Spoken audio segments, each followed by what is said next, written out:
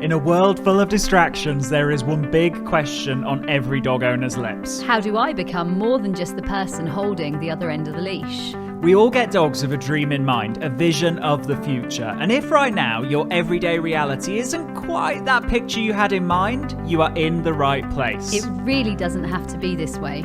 You absolutely can and will be more to your dog than just the person who gets in between them and the world. The key is you need to be more sexy. More sexy than the neighbourhood cat. More sexy than the jogger in the park. More sexy than that half-eaten hamburger they just found on the floor. And yes, even more sexy than the dog across the road. I'm Tom. And I'm Lauren. Together we're Absolute Dogs. And you're listening to the Sexier Than a Squirrel podcast.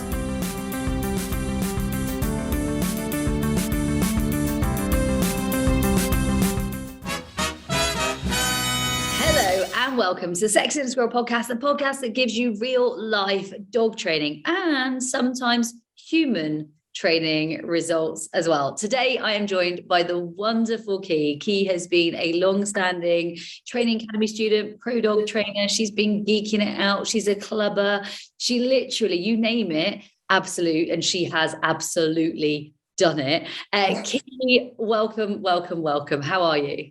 I'm good. Thank you. I'm so happy to be here and just, excited to talk to you and see your face. We are literally, the pleasure is all ours, and 100% would love to know, I suppose, where on earth has all this come from? Tell us a little bit about you. In fact, first, let's start off by, where do you live? Where are you? So I'm in Southern California, near San Diego. So we're enjoying lovely weather as usual. And but it is a long way to find you. I literally, when I listen to you, like, as soon as you say the Southern California, I'm like, I'm done. I'm in. Me, I'm coming. I suppose tell us a little bit about you and maybe share as well with our audience who you are and a little bit about your journey with Absolute Dogs. Yeah, so I currently have 5 dogs, but when I found you all, I had 2. And so be warned, your pack may grow if you get involved. Because I just want to do a puppy the Absolute Dogs way, and now it's 3 puppies later, so we're up to 5. But so I found you all, like many people, I got my own first dog apart from children and all that kind of thing when the kids were older and I had an opportunity to do something other than parent lots of kids. And I signed up for a puppy class and did all the things, and he was wonderful, and he walked in a circle with everybody else, and he sat and he did all those things. And then we got dog number 2, and very different personality. And so this was they would call themselves balanced trainers, would be the umbrella that training fell under.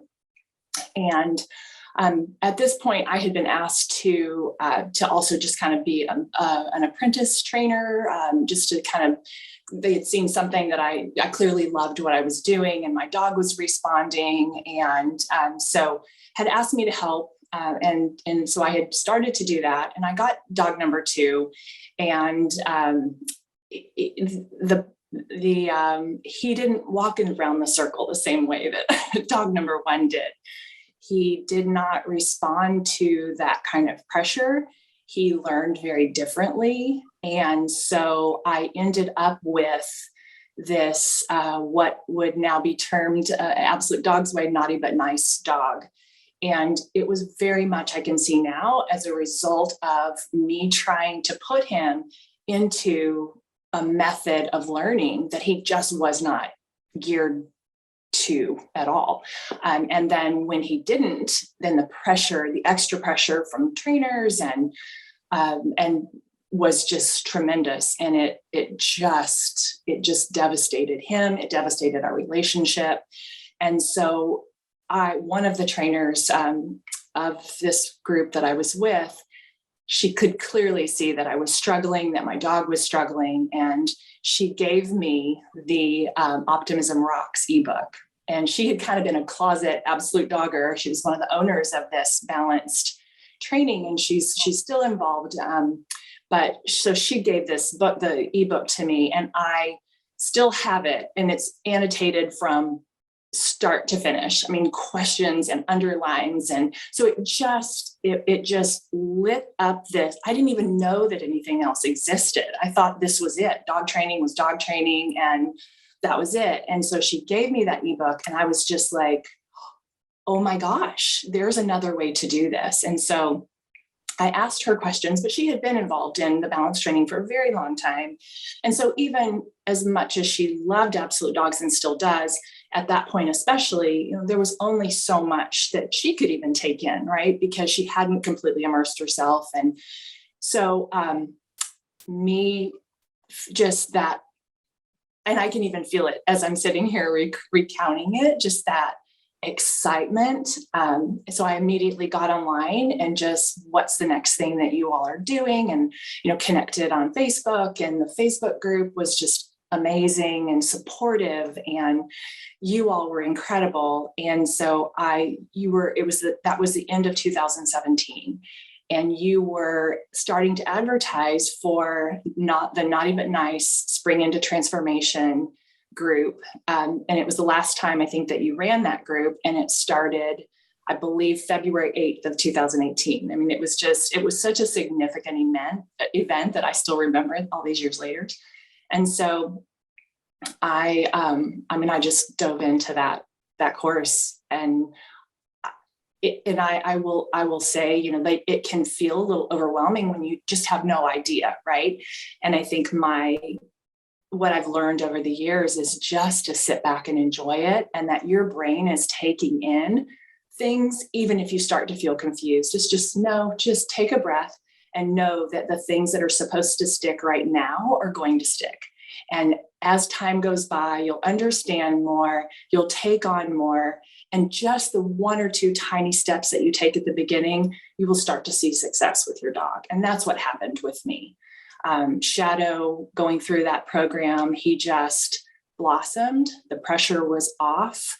And so when I started to see those kinds of results, then the program was over. It's like, okay, what's next?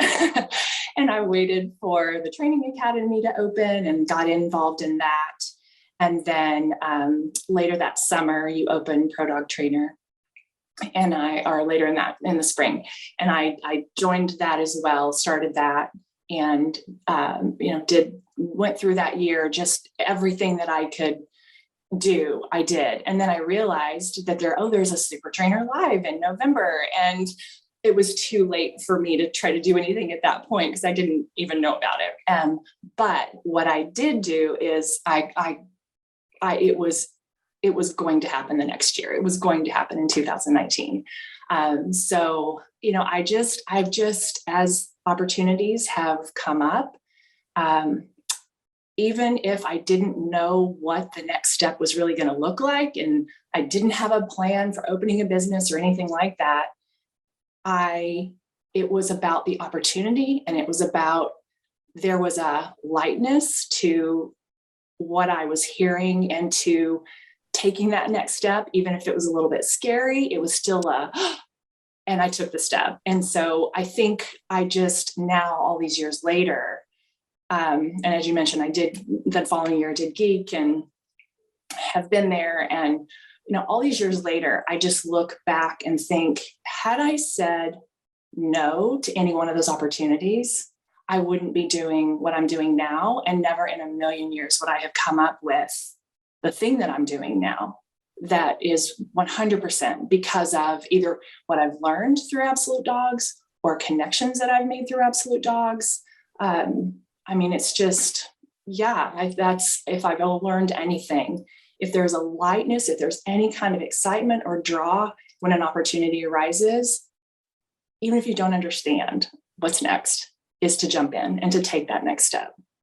And I really love that, Key, because we've had like a complete turn from the balance training worked for my first dog, and then Shadow kind of said, no, this is not my thing. And you know what, this pressure is actually going to break me. Now, Obviously, I mean, balance training is not a term that we really hear so much, I would say, in the UK. It's definitely more of a term for the US, although I have obviously heard of where that's going. I don't know if you could just explain, because I think it's really good for our audience to be a little bit aware of what you might be walking into, because balance kind of sounds, I mean, it sounds not dissimilar to, I went out to Bermuda. I was teaching out there with really fantastic groups, amazing people. Like the Bermudians I've met are the best people.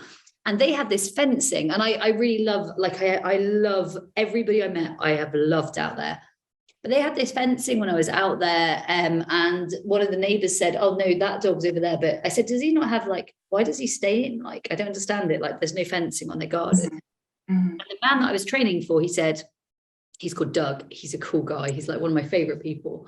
And Doug said, oh, no, they have freedom fencing. And I was like, freedom fencing sounds amazing. Freedom fencing sounds like fantastic. Freedom, power to the people. Like, it sounds great. And then I quite quickly realized that freedom fencing was just electric fencing. And worse than that, it's attached to that electric fencing by a collar, that if they went anywhere near said electric fencing, the fencing, they would be zapped.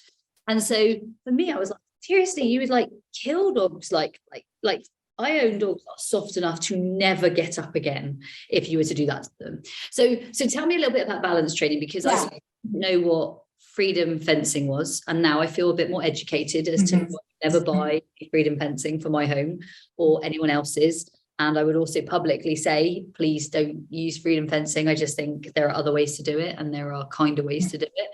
Tell me a little bit about balance training. Yeah. So, it's on the outside, it's exactly what you said. You hear balance training, and you thought, well, what more could you ask for? It's balanced.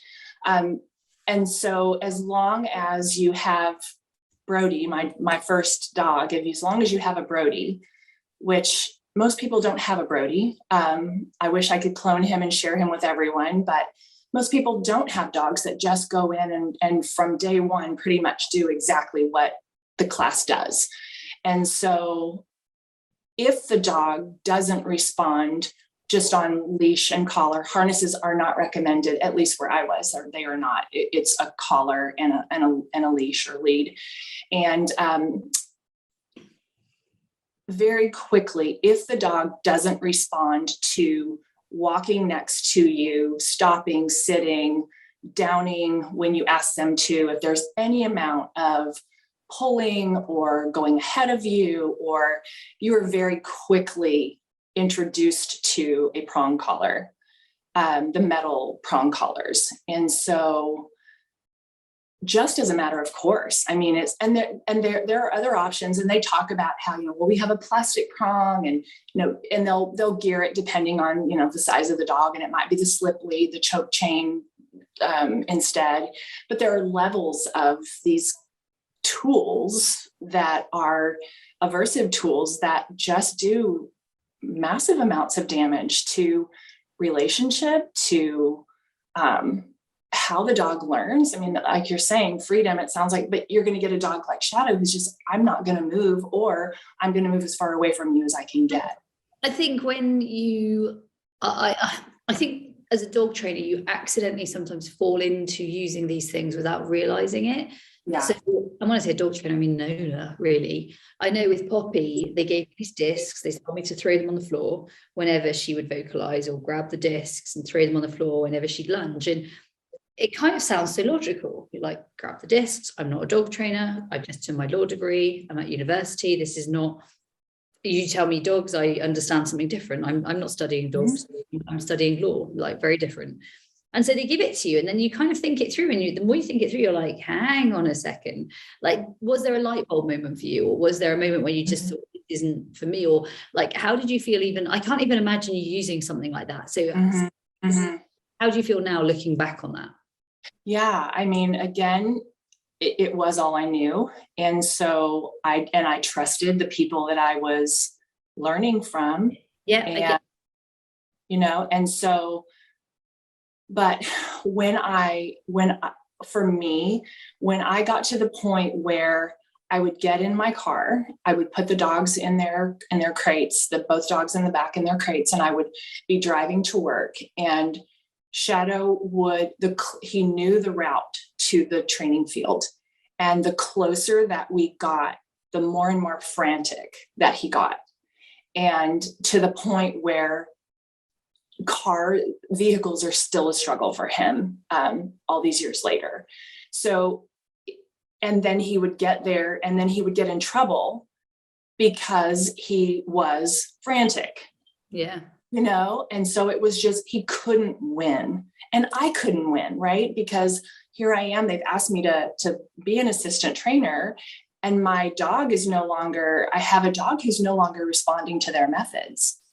So when I started learning from you all and I'm calling him into middle and I showed up one day with a harness on him clearly. And, all of a sudden I'm not doing things the same.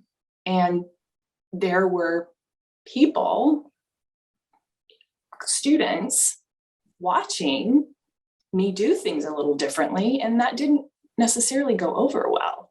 No, so that was the point of that. I can't do this anymore. You were brave to even be in that situation, because a lot of people, they don't even go back or they don't even know what to do or say. Like, that's brave. And some people don't say anything because they don't want to not go along with what the thing is, right? Like, some people will be broken because they won't be able to say no. So I think that was a really brave step in itself, right?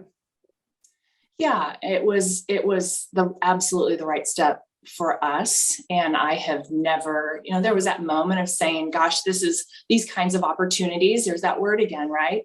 These opportunities don't come along every day to be able to be asked to do something like this. But the difference that I'm really starting to notice is it's that difference between an opportunity that feels light and an opportunity that feels heavy. And so when I chose to give that up, yes, I was closing the door on that opportunity, but I was closing the door on an opportunity that felt heavy. And so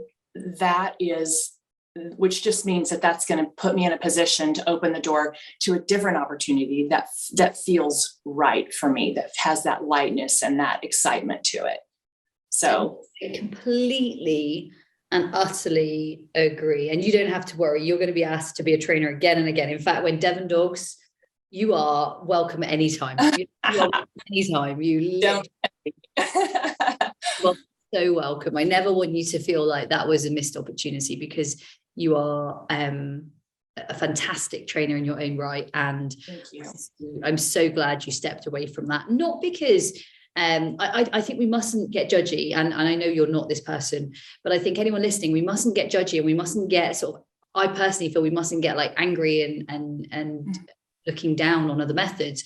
My feeling would be we need to show where we are and show what works, and hopefully grow more people into something that's fun, vibrant, energetic, kind, happy, and still gets really good results, versus that doesn't work and this is why. Because I don't think that wins people over. I don't believe that's going to win anyone here. So I suppose now you're in a different space, and you're worlds apart from there. Like you said, you've got 5 dogs and you're so far apart from that. Tell us, I suppose, a little about you now, Key. What are your passions today? What are the sort of things that light you up when you're training your dogs? Because you've kind of gone in a whole new on a whole new journey, and you're a very good pro dog trainer. You're a very accomplished dog trainer, I think, from my point of view when I watch you. Tell us a bit about where you are now. So now, and again, I'm where I am because of the connections that I made through Absolute Dogs. I am doing conservation detection with, actually now I have 2 spaniels. And I started with my older one, which during the pandemic, or just before the pandemic, I met a woman in the park, and we were talking and we had the dogs, and I said something, and she said, "Oh, Absolute Dogs." It was some word or some phrase that cued her. She said, oh, and so and here we are in this little community park in Southern California, and we both had this connection. And she was part of the training academy, but she had not done any of the other levels. So when she heard that and when I met her, I had just come back from Bowerland, from the home of Devon dogs. Hang on a sec. So you live in Southern California. I think you explain this to people a minute, Key. Yeah. Where have you been? What have you been doing? Right. It was an ocean apart, right? And so in June of 2019, did pro dog trainer in summer of 2018, and I knew I wanted to go to super trainer for 2019.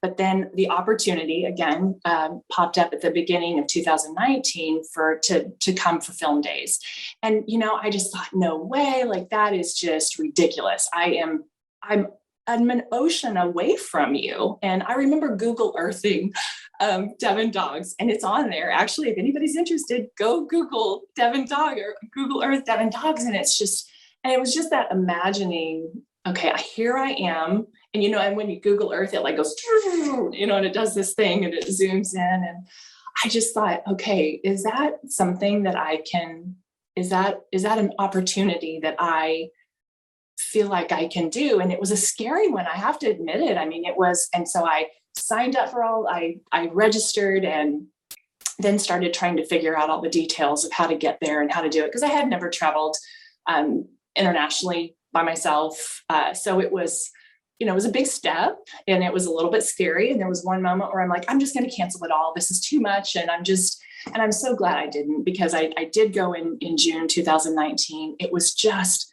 such an amazing experience. And I learned so much, and I learned as much as I could handle at that point, if that makes sense. Like I look back at that year, that's time that I spent there, and I just think, wow, you could have gotten so much more out of that. And the answer is no, you got everything out of that you needed in that moment. Right. And so I did that, and I came home just feeling so empowered and so encouraged and so much better prepared to help my own dogs. And then as soon as I got back, within probably 2 weeks, there was an ad in a little neighborhood thing, a woman who was looking for an assistant to help her in her training business. And so I applied for it, and I got the job. And it was it was a similar experience, but not quite. And so, but I told her all about my experience and all about Devon dogs, and she was very excited about it and seemed very open to those kinds of things. And so it was an opportunity, and encouraged me to do, and it had me doing, we would pull people out and have me work on boundary games with people whose dogs were struggling, or, and I did some private trainings through that, just because she did so appreciate what she saw. And again, she loved Brody, who was my demo dog, and he would sit in his wagon during class, and I could call him from across the field, and he would come straight to me, come into middle, and we would do whatever we needed to. And then he'd go back. And, so it was just so she loved it, and she was excited about that. And through her, we were doing some, just a little testing thing for the American Kennel Club. And this woman, we literally are in this tiny, tiny, tiny little community park, and we're talking, and it's over dogs. And, we say this, I said, and I don't even remember what it was, but she absolutely knew the words, the cue. And we just went, oh, yes, Absolute Dogs. And so we became friends, and it turns out that she was working with an organization, a conservation organization, they were using training dogs to detect an endangered frog that's in the mountains about 2 hours north of San Diego. And so she told me all about this, and I had my 3 dogs at that point. And she was just telling me because it was something she was involved in and excited about. And then I got my first working Cocker Spaniel, Cooper, and then COVID hit. Literally within 6 weeks after getting him, COVID hit, and the other connection with Absolute Dogs, it was just so massive. is I met Anne McGloon at Super Trainer, because I did go to Super Trainer 2019. She spoke at Super Trainer.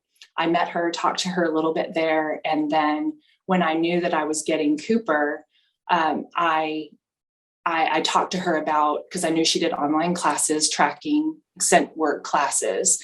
And so when I got Cooper, I immediately contacted her. She started a class in February. I got him in January 2020. At the beginning of February, or in February, we started our first tracking class. And then, a few weeks later, we were in the middle of the pandemic. So my pandemic survival was, and where I put my time and my energy was working with a couple of other pro dog trainers, doing a very small little online support group that we met weekly for months.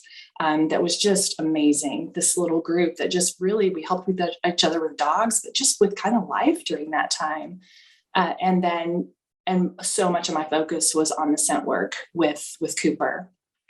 And through that, this woman and I continued to talk. And by the time we were coming out of more of the isolation period, I had done so much work with him. We had done tracking on various levels. We had done Anne's detection class, and he was so good and just such a natural at it, and just so enthusiastic and loved the work. And so we, when I started, this woman and I that we'd met at the park when we came out of isolation, we started meeting once a week just to play games and just to be with our dogs and just to kind of start learning and training again and get back into life. And she was very impressed with what she saw with Cooper and his abilities with scent work. And she had done SAR for I think 15 years before she got involved with this conservation group. And so she started talking to me about the possibility of him doing that, of us joining that team. And so again, because of the Absolute Dogs connection, met her, bonded with her, trained with her, found out about this opportunity. And it just, I mean, even the way things aligned, is just still kind of blows my mind a little bit, like all the parts and pieces that had to happen. And again, I never in a million years in 2017, when I read that Optimism Rocks ebook, would I have ever have thought, I couldn't even come up with this in my imagination, right? What opportunities could come. What an amazing story, if you think about it, like working with conservation, tracking, like really endangered species, like it's incredible. And all really as a product of you being unhappy and dissatisfied in a class and looking for better answers, right? Like some people, they give up, they out, they go with it, they feel despondent, disappointed, but they still try it anyway. What you did was you went exploring, and your adventure, Key, like what an adventure, like really what an adventure. So this summer, actually, we got to see you again. So we got to see you again. What happened this summer? Tell us a little bit about that. So I actually was, I had an entire trip planned for the summer of 2020. And obviously that didn't happen. So and in 2021, it was just, we got shut down again. And so it couldn't happen in 2021. So I literally waited 2.5 years to get back. And it was kind of a dream, because I remember thinking summer of 2020, just that disappointment that I was like, oh, I'm not going to get to go. And I just remember thinking it's going to be forever before I get back. And then here it was, the time, I mean, I was planning, and I was, making those reservations, and I was getting ready to go again. And this time it was it was a very different trip, because I'd been there before and kind of knew what to expect. And I don't even know how to describe it. Every step of that trip, I mean, from going to the airport to waiting for the plane, every part of it just felt so right and so empowering. And so that anticipation of the next step and the next step, and, and being there and showing up that first day, just the enthusiasm and the energy that you and Tom and the whole crew emit, that you share with people online, I have chills. I don't even have the words to say. I hit the ground and it's just like, this place is magical. It's truly but it feels magical. I love it. The reason I'm giggling is because you're the second person to say this to me within an hour. So it's kind of like a bit like, is this actually a real thing? Like in my head, I'm like, yes, because you should say thank you for compliments and this is lovely. And at the same time, I'm listening going, it really is magic. It is magic. It absolutely, that's the only word that adequately comes close to adequately describing the way that it feels to be there. And what I came away with from this trip, I mean, there were so many things, but just the personal growth that I felt from that was, when I left, and that it has stuck with me, is an awareness of how easy it is to see the negative in things, how easy it is to, where you forget to see all the beauty. I mean, even in taking the Heathrow Express back from Paddington to Heathrow, and you go through not a beautiful space necessarily, right? Graffiti and old buildings, but with the mindset of, where's the beauty in this? Where's the life in this? And seeing, even if it's a small detail, but just looking for those little nuggets of beauty in whatever it is. And that has served me well. I've kind of come into a time recently that's a little harder, and some life things that just kind of have gotten thrown my way that I wasn't expecting.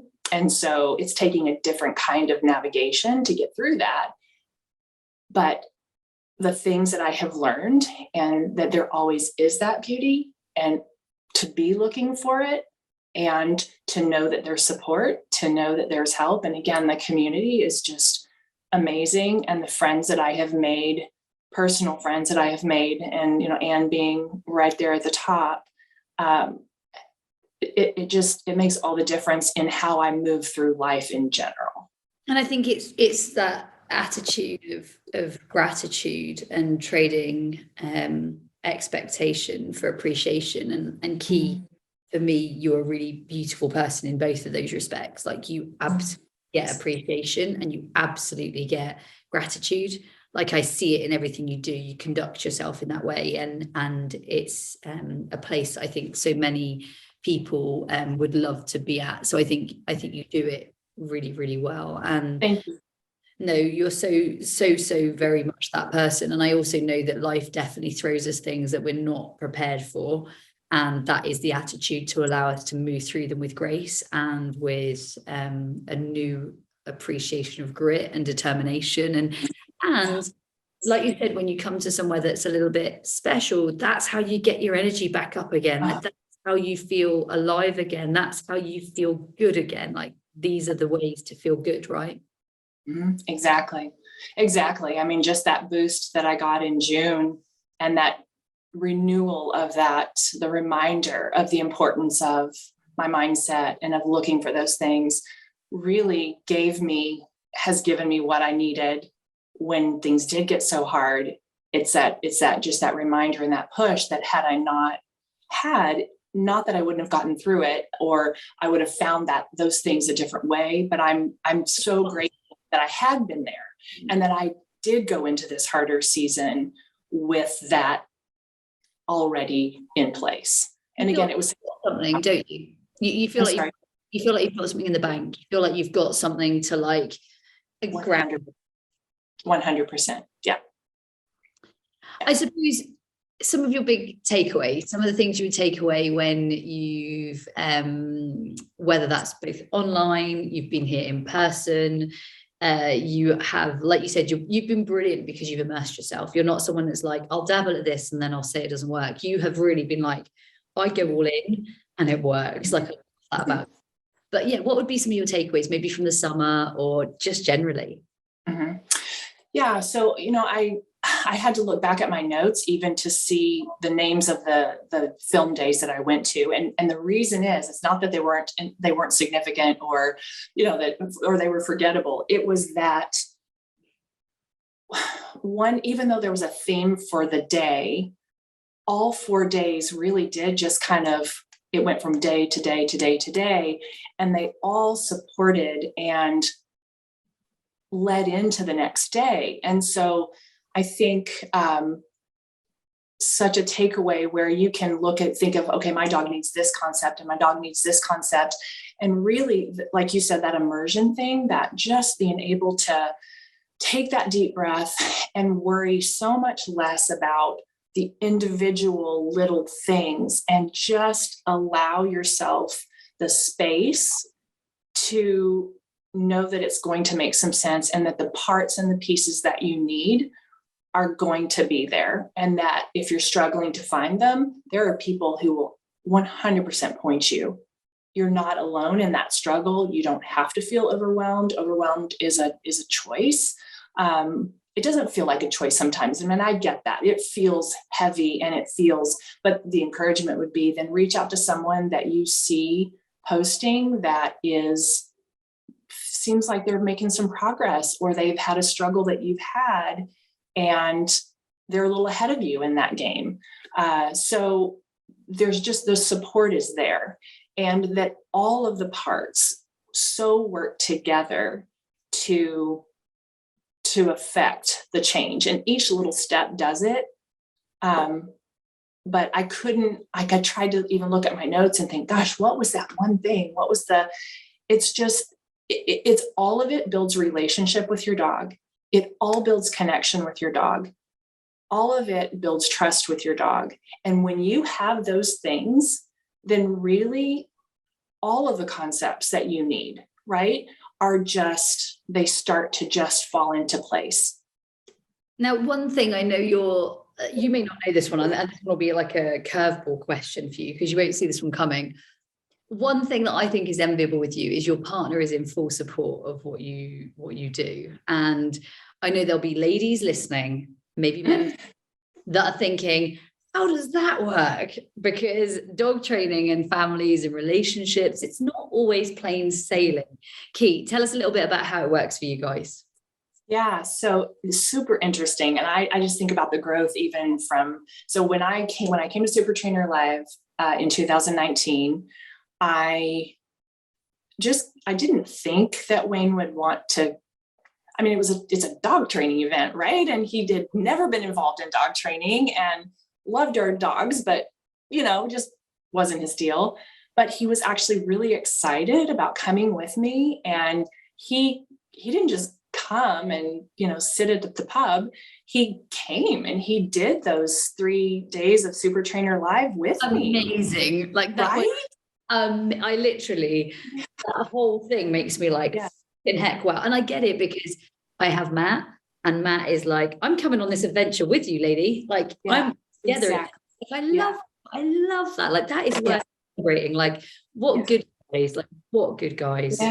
Yeah, exactly. So he came with me. And then I think what's so interesting is when I came in the summer of 2019, the first time I came, we had a little Jack Russell Terrier, quite young at that point, or I guess he was about a year old at that point. And Wim's like, you have to find somebody to take care of him while you're gone, because I can't do 3 dogs. Like, I can't take care of the older ones and do this little terrier that I don't know. I don't do terriers. I don't know how to do this. Right. So he stayed with a friend for that week. And so then fast forward, then he went to Super Trainer with me, and he has just been so great about watching me and not wanting to undo anything that I was doing, because he's seeing the results in the dogs. Right. And then we have these, we get the terrier, and then we have the 2 spaniels, and he's just like, they just want to crawl inside you anyway. And they absolutely adore him. And he's the reason why we have the spaniels in the first place, because so if you want a spaniel, take your husband to Devon, and become just absolutely fell in love with them, just watching them. And so he's the one who really encouraged the spaniel episodes. So, and I didn't argue. It's like, sure, that's a great idea for me. Let's do that. You literally spotted him fully. Right. Yeah. For spaniel. Yeah. So now we have 5, and so we've got 2 herding dogs, a terrier, and 2 spaniels. Right. So. And this summer when I went, he's like, if you will just fix all the meals, because their meals are a tiny bit complicated, I will admit. I said, if you will fix all the meals, I will 100% take. I mean, it was not even it was more, let me figure out how to do my work schedule so that I can, so that, I don't leave them more than a certain number of hours, and managed all 5 of those dogs and all the meals and all the supplements and all the things. You're going to have to keep an eye on Wayne, because all of the ladies are going to be like, oh, Wayne. So it's well, number one, your journey has been incredible. Number 2, what's next? Where are you planning? What are you thinking? Like, how's it? Mm-hmm. Because I know the frogs are going, that this is like, I can see this is a good thing, right? Like, tell me a bit, where are you heading from here? Yeah. So we really, with the frog thing in particular, it has been a very challenging journey. And it's such a difficult species. It's a difficult environment that we're working in. We're working in mountain streams. And so we're, it's boulders and fallen trees and these, it's difficult work. And then just the odor is difficult, because these frogs they get in little cracks and they're in pools, and it's difficult work. Tell me, because I may be ignorant here. Have you ever found one of these frogs? Yes, we absolutely have. But so here's the deal. We've been training. So this has been a pilot program that has, that we've been, not really, the dogs have not been called deployed. They haven't been officially deployed. But what happened in January of this year, I've worked with Anne since I got Cooper almost 3 years ago, but we brought her in to work with us and very closely. So she actually came in the end of July, beginning of August, I think, and stayed with me and worked with our team for 3 days. And the plan is for her to have her come back a couple times next year. And we're Zooming with her, and so she's been in the field with us. She's watching our dogs, and she's making suggestions and doing, we've learned so incredibly much. And I was actually just out in the field. What is today? Sunday, Friday. I took Cooper and I were out in the field, and just to see how we've been going actually into the field for a little over a year now. And to see this crazy spaniel just be like, I smell something and I know it's my thing, but I don't know, like, it's just everywhere. And how do you figure it out? And to watch him hone now a year later with Anne's guidance, how to watch him go to this pool, and I'm recognizing the body changes, the changes of behavior, and to see him back and forth and get to this point and indicate without any encouragement from me. We couldn't see the frog, but that's the point. We can't see the frogs. If we could see them, then we wouldn't need the dogs. So it's that idea, we're figuring out how this can work, and how the dogs can be a tool to aid the biologists in helping to do these surveys and identify where these frogs are. When you get these frogs, and I'm being completely beginner here, what do you do? Like, what's the plan when you find the frog? What do you do with that information? Yeah, well, I do absolutely nothing with it, but the biologists that are on the team and that I go out with and support, they will collect. So they have to do surveys monthly where they are collecting. So this organization has an entire reintroduction program. So they breed captive frogs. They grow them for 1 to 2 to 3 years, and then they will reintroduce them into the wild. The idea is trying to increase that population so that it can get to a sustainable point. And so when we take the dogs out, the dogs will help us. The biologists will go in, they will do visual surveys to see if they can see any frogs. And occasionally they do. Then the dogs have an opportunity to go in and see, are there places that we're not seeing that they are. If it's a frog that we can visualize and that they can actually catch, then they do things like water testing and temperature testing, and they will, if it's a frog that's been released, a captive frog that's been released, they will scan it to see if it's been tagged, so that they can follow along with the progress of, the frogs that they've reintroduced. So it's really exciting when, they might find one that has maybe been out there 3 or 4 years that they reintroduced a few years ago. So it's like, yes, that's working. And yeah, so I have so much admiration for what they do. And it's just so incredibly exciting to be able to, I sat down on Friday when I was out there, and we're literally in the middle of this forest, and the stream is going down, and I'm sitting there, and I looked at the person that I was with, and I was just like, every 58-year-old woman needs to just go sit in the forest with her dog. Because I'm so grateful for this opportunity that who gets to do this? Who gets to sit in the forest with their dog doing a job, like doing something that matters? Important and meaningful. And yes, more than anything, key is it fills you with joy. It has a purpose. It gives life meaning, and you're training your dog at the same time. Like it's so many of the like the bucket list, right? Like it does. Totally. And let me just real quick little note. Cooper, he's on a long line. By law, we have to work them on long lines. And when the line gets wet, which it does often in the streams, it's very slippery and hard to hold on to. And we're climbing, and it's very steep and rocky, and it kind of slipped out of my hand, and he caught an odor of something and ran up very fast, out of the reach of the line just by a few feet. But then he stopped and looked back at me. I mean, it could have been a squirrel. It could have been it could have been anything, but he caught himself and he stopped, and I did my whistle recall, and he just whipped around and came right back down. And I had his toy ready. And he got that instead. So it's all those strategies that we have built from the games. And that relationship is so strong that it was like, wait a minute, my person's not here. And the thing that she has is going to be better than what, so it's just learning those strategies that was an actual real life application of being able to see that relationship in action, and was a very exciting moment for me just to be like, wow, okay, this really does work in so many ways. So that was just kind of a fun watching all those games, and he'll get the ball and then he'll come right into middle. So it's just all these things that are just built into who he is, and who we are together.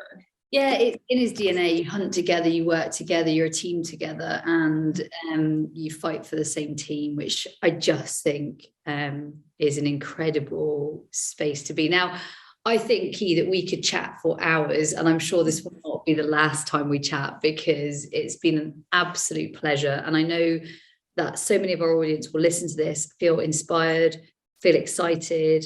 When you told me you're 58, I'm excited because, God, Lord, you look like you look my age. So I am grateful to you for being so amazing, so awesome, so fantastic, and so inspirational. And I swear you're a Peter Pan, because, you look. Oh, thank you.